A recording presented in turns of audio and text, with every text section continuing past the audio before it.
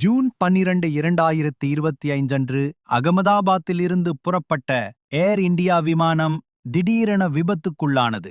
விமானத்தில் இருந்த 242 பயணிகள் மற்றும் பணியாளர்களில் விஸ்வஸ்குமார் ரமேஷ் என்பவர் மட்டுமே உயிர் தப்பினார். அவர் விமானத்தில் இருந்து கீழே குதித்து உயிர் தப்பினார். ஒரு பிரிட்டிஷ் பயணியான பூமி சவுகான் போக்குவரத்து நெரிசலால் 10 நிமிடம் தாமதமாக விமான நிலையத்தை அடைந்ததால் அந்த விமானத்தை தவறவிட்டார். இந்த விபத்தில் இறந்தவர்களில் 5 பேர் கொண்ட ஒரு மருத்துவ குடும்பமும் அடங்குவர். முன்னாள் குஜராத் முதல்வர் விஜய் ரூபானி இந்த விமானத்தில் பயணித்ததாக வதந்திகள் பரவியுள்ளன. இந்த விபத்து விமானத்தில் இருந்தவர்களை மட்டுமல்லாமல் தரையில் இருந்தவர்களையும் பாதித்துள்ளது.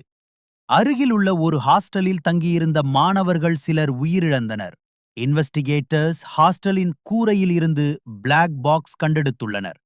விமானியின் தவறு உள்ளிட்ட காரணங்களை ஆய்வு செய்து வருகின்றனர். இந்த தகவல் உங்களுக்கு பிடித்திருந்தால் லைக் பண்ணி சப்ஸ்கிரைப் பண்ணுங்க.